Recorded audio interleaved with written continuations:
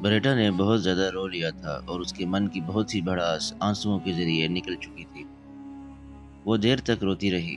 رومیل اس کا سر اپنے زانوں پر ٹکائے اس سے پوچھتا رہا کہ آخر اس قدر رونے اور مورگن پر غصہ کرنے کی کوئی تو وجہ ہوگی، لیکن بریٹا نے رومیل کو کچھ نہ بتایا، صرف اتنا کہہ کر خاموش ہو گئی، رومیل، بس مجھے لیٹنے دو، میرے سر میں شدید درد ہو رہا ہے۔ رومیل نے بریٹا کو آرام سے بستر پر لٹا دیا اور پیار سے اس کا سر دبانے لگا۔ تھوڑی ہی دیر بعد بریٹا سو چکی تھی، لیکن رومیل کو نیند نہ آ رہی تھی۔ وہ بار بار کروٹیں بدل رہا تھا۔ اس کے ذہن میں بریٹا کے الفاظ گونج رہے تھے، جھوٹے، مکار، فریبی، دھوکے باز، تم نے ایک بہن کو دھوکا دیا ہے۔ وہ سوچ رہا تھا کہ آخر مورگن نے بریٹا کو کیا دھوکا دیا ہے۔ وہ دیر تک کروٹیں بدلتا رہا اور پھر وہ بھی خواب خرگوش میں کھو گیا۔ لیکن آدھی رات کے وقت رومیل کی آنکھ کھل گئی۔ اس نے کروٹ بدلی تو یہ دیکھ کر حیران رہ گیا کہ اس کی بیوی اپنے بستر پر نہیں تھی۔ بریٹا کہاں گئی؟ اس نے سوچا، اور پھر نہ جانے اس کے دل میں کیسا وسوسہ پیدا ہوا کہ اٹھ کر بیٹھ گیا اور انتہائی احتیاط سے آواز پیدا کیے بغیر اپنے کمرے سے نکل گیا۔ وہ بریٹا کو دیکھنا چاہتا تھا اور اس کا دل اسے بتا رہا تھا کہ کوئی نہ کوئی گڑبڑ ضرور ہے۔ وہ سب سے پہلے سیدھا مورگن کے کمرے کی جانب بڑھا اور یہ دیکھ کر اس کا دل دھک سے رہ گیا کہ بریٹا سچ مچ مورگن کے کمرے میں موجود تھی۔ رومیل کے دل میں طرح طرح کے وسوسے جنم لینے لگے۔ اس نے انتہائی احتیاط سے نپے تلے قدم اٹھانا شروع کیے تاکہ آواز پیدا نہ ہو۔ کچھ دیر بعد وہ قاسم کے کمرے کی کھڑکی کے باہر موجود تھا۔ یہاں سے وہ کمرے کے اندر دیکھ سکتا تھا۔ کمرے میں مشعل روشن تھی۔ رومیل نے دیکھا کہ بریٹا قاسم کے بستر کے نزدیک کھڑی تھی اور قاسم ابھی تک بستر پر ہی لیٹا ہوا تھا۔ رومیل کا دل یہ منظر دیکھ کر بہت تیزی کے ساتھ دھڑکنے لگا۔ اس کی سانسیں اپنے سینے سے اٹکتی ہوئی محسوس ہوئی۔ وہ مشعل کی روشنی میں اندرونی منظر پر غور کرنے لگا۔ اس نے دیکھا کہ بریٹا اب قاسم پر جھک رہی تھی اور پھر وہ قاسم کے سینے کی جانب جھکی ہوئی دکھائی دینے لگی۔ رومیل کے ہونٹ اور حلق خشک ہو گیا۔ بریٹا قاسم کے سینے پر جھک کر نہ جانے کیا کر رہی تھی، اور پھر اچانک بریٹا سیدھی ہوئی۔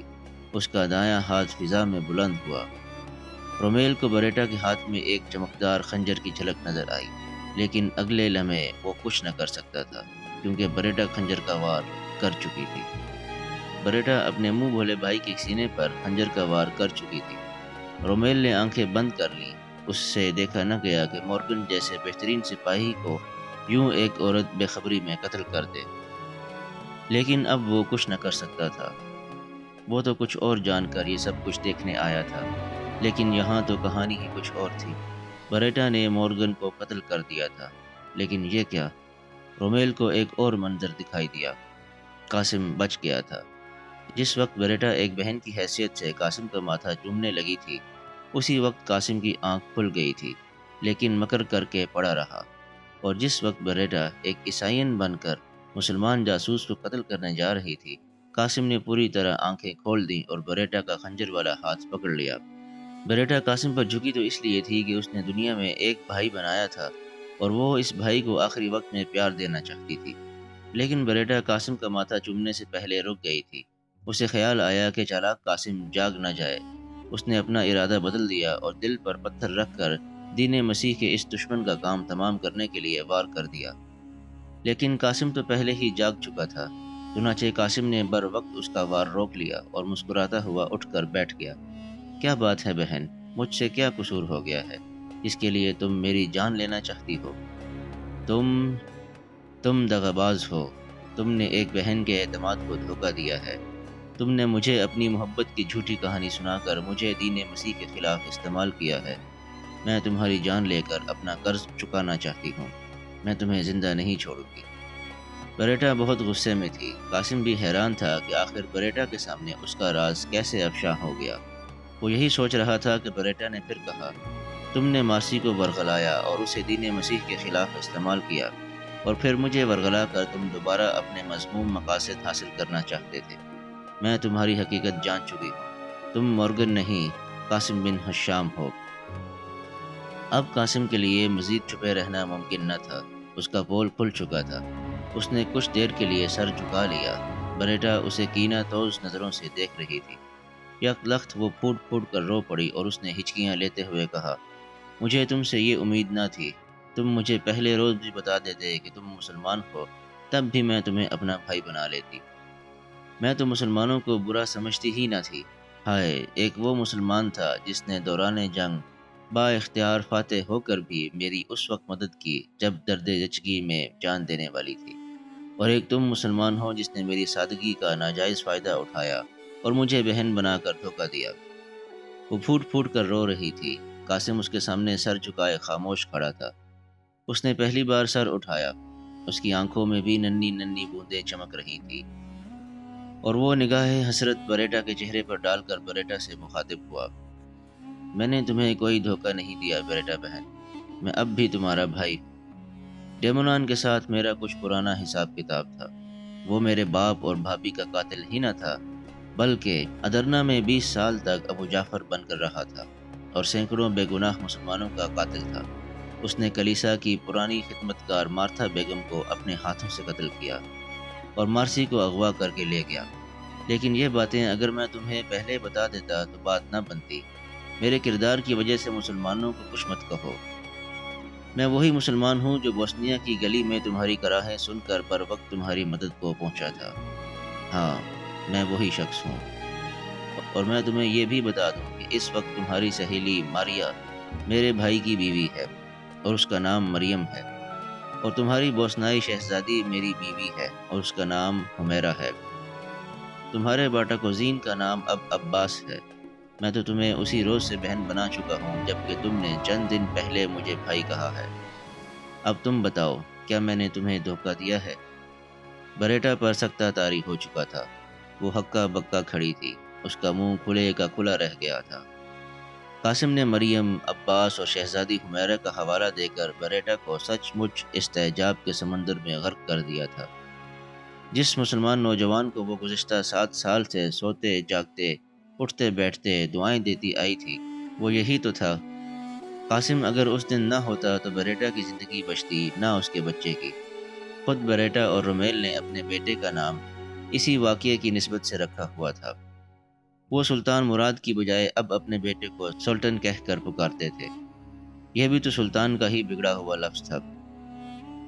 بریٹا کی آنکھیں آخری حد تک کھلی ہوئی تھیں اور وہ پلکیں چپکنا بھول چکی تھی۔ قاسم گزشتہ کئی روز سے اس کے ساتھ تھا، لیکن وہ اسے پہچان نہ سکی تھی۔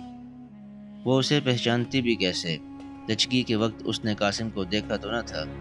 وہ تو صرف یہ جانتی تھی کہ ایک مسلمان نوجوان نے مشکل وقت میں اس کی مدد کی تھی۔ کمرے سے باہر کھٹکا سنائی دیا۔ یک لخت قاسم اور بریٹا دونوں اچھل پڑے۔ یہ کون ہو سکتا ہے؟ قاسم نے پھرتی سے اپنی شمشیر بے نیام کر لی، لیکن بریٹا اندازہ لگا چکی تھی۔ قاسم نے برہنہ شمشیر لیے باہر نکلنا چاہا تو بریٹا نے اس کا دامن تھام لیا۔ بھیا، باہر مت جاؤ، لگتا ہے رومیل نے ہماری باتیں سن لی ہیں۔ تلوار واپس نیام میں ڈال لو، رومیل تمہارا دشمن نہیں۔ قاسم نے رومیل کا نام سنا تو اس کے اعصاب ڈھیلے پڑ گئے۔ بریٹا نے پھر اس سے کہا، بھیا مجھے معاف کر دو، تم نے پہلے روز ہی مجھے بتا دیا ہوتا۔ میں تو پچھلے 7 سال سے اٹھتے بیٹھتے تمہارے لیے دعائیں کرتی آئی ہوں، تم ملے بھی تو ان حالات میں۔ آج اگر میں نے کچھ کر دیا ہوتا تو میں حشر کے روز تمہیں کیا منہ دکھاتی۔ لیکن اس سے پہلے کہ قاسم کوئی جواب دیتا، رومیل آندھی اور طوفان کی طرح کمرے میں داخل ہوا۔ اس کے ہاتھ میں ننگی تلوار تھی اور چہرہ غیظ و غضب سے انگارے کی طرح دہک رہا تھا۔ وہ کمرے میں داخل ہوا اور گرجدار آواز میں بولا، دغاباز مہمان، میں تمہیں قتل کرنے کے لیے نہیں آیا، میں تمہیں صرف یہ کہنے کے لیے آیا ہوں کہ تم الصبح قسطنطینیہ سے نکل جاؤ۔ ہم نے تمہارے احسان کا جتنا بدلہ دینا تھا اس سے کئی گنا زیادہ تم ہم سے وصول کر چکے ہو، لیکن پھر بھی میں اپنی بیوی اور بیٹے کے صدقے تمہاری جان بخشی کرتا ہوں۔ ہاں، اگر سورج نکلنے کے بعد تم مجھے قسطنطنیہ میں دکھائی دیے تو میں سارے شہر کی پولیس تمہارے پیچھے لگا دوں گا اور تمہاری جان لے کر رکھوں گا۔ قاسم کے ہاتھ میں بھی تلوار برہنہ تھی، لیکن قاسم نے اپنی تلوار کا رخ زمین کی طرف کر دیا اور حسرت ناک نگاہوں سے بریٹا کی جانب دیکھا۔ بریٹا کے چہرے پر بلا کی اداسی تھی۔ آج قدرت نے اسے بے پناہ دردناک منظر کا حصہ بنا دیا تھا۔ وہ دونوں صورتوں میں تکلیف جھیل رہی تھی، رومیل قاسم کو رسوا کر کے نکال رہا تھا، لیکن بریٹا تو در حقیقت اپنے بھائی کو آج ملی تھی۔ یہ معلوم ہونے کے بعد کہ قاسم وہی شخص ہے جس نے بوسنیا میں بریٹا کی جان بچائی تھی، بریٹا کی قاسم کے ساتھ تمام ناراضگی جاتی رہی۔ لیکن اب وہ کیا کرتی؟ ایک طرف خاوند تھا اور دوسری طرف محسن۔ بریٹا نے انتہائی عاجزانہ انداز میں اپنے خاوند کی جانب دیکھا اور دوڑ کر اس کے قدموں میں بیٹھ گئی۔ رومیل، خدا کے لیے قاسم کو کچھ مت کہنا، یہ چلا جائے گا، میں وعدہ کرتی ہوں کہ یہ چلا جائے گا۔ لیکن اس سے پہلے کہ وہ بات مکمل کرتی، قاسم بول اٹھا، آپ لوگ پریشان نہ ہوں، میں چلا جاتا ہوں، میں صبح کا انتظار بھی نہیں کرتا، میں ابھی جاتا ہوں۔ لیکن جاتے ہوئے میں اتنا ضرور کہوں گا کہ میں نے آپ لوگوں کو کوئی دھوکہ نہیں دیا، میرا مقصد عظیم ہے، آپ کو بہت جلد نظر آ جائے گا، میں آپ کو ہمیشہ یاد رکھوں گا، اور اگر قسطنطنیہ میں ہم فاتح بن کر آئے تو میں سب سے پہلے آپ سے ملنے کے لیے آؤں گا۔ قاسم کے لیے اب یہاں سے چلا جانا ہی بہتر تھا، کیونکہ ابھی تو رومیل اسے جانے کی اجازت دے رہا تھا، لیکن صبح جب رومیل کو ڈیمونان اور راہباؤں کے قتل کی خبر ملے گی تو وہ شاید اس کو یہ مہلت نہ دے گا۔ قاسم کو یہ تسلی تھی کہ رومیل ڈیمونان کے قتل کی خبر سن کر بھی اس کا راز فاش نہیں کرے گا، کیونکہ اس طرح رومیل خود پھنستا تھا۔ شہنشاہ یقیناً اسے قتل کرا دے گا، کیونکہ اس نے سلطان کے ایک خطرناک جاسوس کو اپنے گھر میں پناہ دے کر سنگین جرم کیا تھا۔ قاسم کو یقین تھا کہ رومیل اس واقعے کو ہمیشہ خفیہ رکھنے کی کوشش کرے گا۔ چنانچہ قاسم نے اپنا سامان اٹھایا اور رومیل کے استبل سے اپنا گھوڑا لے کر رات کی تاریکی میں روانہ ہونے لگا۔ بریٹا اور رومیل اسے درد بھری نظروں سے دیکھتے رہے۔ بریٹا سے قاسم کی روانگی کا منظر دیکھا نہ گیا اور وہ ہچکیاں لیتی ہوئی کمرے کی جانب دوڑ گئی۔ قاسم نے رومیل پر آخری نظر ڈالی اور دروازے سے نکل گیا۔ اگلی صبح ڈیمونان کے قتل کی خبر پر لگا کر اڑی اور آنن فانن پورے شہر میں پھیل گئی۔ آج صبح سے ہی ہر طرف یہ باتیں ہو رہی تھی کہ رومن کیتھولک چرچ کے جاسوسوں نے آیا صوفیہ کے بطریق اعظم ثانی کو وحشیانہ انداز میں قتل کر دیا ہے۔ بطریق اعظم ثانی کے ہمراہ چرچ کی 2 راہبائیں اور ایک کوچوان بھی مارا گیا۔ شہر کے چھوٹے چھوٹے کلیساؤں کے پادریوں نے لوگوں کو مشتعل کرنے میں دیر نہ لگائی، اور دوپہر کے قریب یونانی کلیسا کے 95% پادری ہزاروں لوگوں کے لیے قصر شاہی کے سامنے موجود تھے۔ شہنشاہ کا محافظ دستہ لوگوں کو محل کے قریب آنے سے روک رہا تھا۔ لوگ پورے جذبے کے ساتھ رومن کیتھولک چرچ کے خلاف نعرے لگا رہے تھے اور پاپائے روم کو گالیاں دے رہے تھے۔ آج قسطنطنیہ میں موجود رومن کیتھولک چرچ کے تمام پادری اور راہب جو حال ہی میں شہنشاہ کی دعوت پر قسطنطنیہ وارد ہوئے تھے، لوگوں کے غیظ و غضب سے چھپتے پھر رہے تھے۔ روما کے پوپ کا خصوصی نمائندہ کارڈینل ایسیڈور خود اپنی جان بچانے کے لیے شہنشاہ کے پاس بیٹھا تھا۔ شہر کی پولیس ہنگاموں پر قابو پانے کی کوشش کر رہی تھی، لیکن جذبات کا طوفان تھمنے کو نہ آتا تھا۔ وزیر اعظم نے شہنشاہ کو مشورہ دیا کہ روما کے پادریوں کو فی الفور واپس بھیج دیا جائے، لیکن قسطنطین ایسا نہیں کرنا چاہتا تھا۔ قسطنطین دونوں کلیساؤں کی صلح چاہتا تھا۔ وہ چند دن بعد آیا صوفیہ میں دونوں کلیساؤں کی ایک بڑی مجلس منعقد کرنے والا تھا، جس کی صدارت کارڈینل ایسیڈور کر رہا تھا۔ لیکن اب تو شہنشاہ کو اپنی تمام کوششیں ضائع ہوتی ہوئی دکھائی دی۔ بالآخر شہنشاہ مجبور ہو کر سہپہر کے قریب لوگوں کے سامنے آیا اور اس نے اپنے محل کی بالکونی میں کھڑے ہو کر بآواز بلند لوگوں کو مخاطب کیا۔ قسطنطنیہ کے عوام، میری بات غور سے سنو۔ میں کہتا ہوں یہ سب کچھ جو ہوا یہ عثمانیوں کی سازش تھی۔ اسی قسم کے مضمون پر مشتمل ایک طویل تقریر کر کے شہنشاہ نے لوگوں کو گھروں میں واپس بھیج دیا۔ لیکن حقیقت یہ تھی کہ شہنشاہ کی تقریر سے بہت کم لوگ مطمئن ہوئے تھے۔ بریٹا اور رومیل ڈیمونان کی قتل کی خبر سن کر سکتے میں آ گئے اور دونوں بے بسی سے ایک دوسرے کا چہرہ تکنے لگے۔ رومیل کو مذہب سے کچھ زیادہ دلچسپی نہ تھی۔ یہی وجہ تھی کہ اس نے ڈیمونان کے قتل کو اتنا زیادہ محسوس نہ کیا تھا، لیکن بریٹا کو تو جیسے چپ لگ گئی ہو۔ ایک طرف مذہب تھا اور دوسری طرف جذبات۔ رومیل کے دل میں البتہ اتنا خدشہ ضرور تھا کہ قتل کی تفتیش کا رخ اگر ان کے گھر کی طرف مڑ آیا تو وہ کیا جواب دے گا، کیونکہ آیا صوفیہ کی سفید بگی اس کے گھر کے سامنے تقریباً نصف گھنٹہ کھڑی رہی تھی۔ لیکن یہ شاید حسن اتفاق تھا کہ تفتیش کا رخ رومیل کے گھر کی جانب نہ مڑا۔ خود آیا صوفیہ کے بطریق اعظم نے یہ کہہ دیا کہ ڈیمونان آخری وقت کسی پادری کی دعوت پر گیا تھا۔ بطریق اعظم یہ نہ بتا سکا کہ ڈیمونان کس پادری کی دعوت پر گیا تھا۔ قاسم کی منصوبہ بندی ہی ایسی تھی کہ ڈیمونان کے قتل کا سراغ نہ لگایا جا سکا۔ قسطنطنیہ کی خفیہ پولیس نے اپنا ایڑی چوٹی کا زور لگا لیا تھا، لیکن انہیں قاتل کا سراغ نہ مل سکا، حتیٰ کہ کئی روز گزر گئے اور کلیساؤں کی مجلس کا دن سر پر آ گیا۔ اگر آپ کو یہ ویڈیو پسند آئی ہو تو اس کو لائک کیجئے، شیئر کیجئے، چینل کو سبسکرائب کیجئے اور بیل آئیکن کو پریس کر دیجئے تاکہ آئندہ آنے والی تمام ویڈیوز آپ کو باقاعدگی سے مل سکیں۔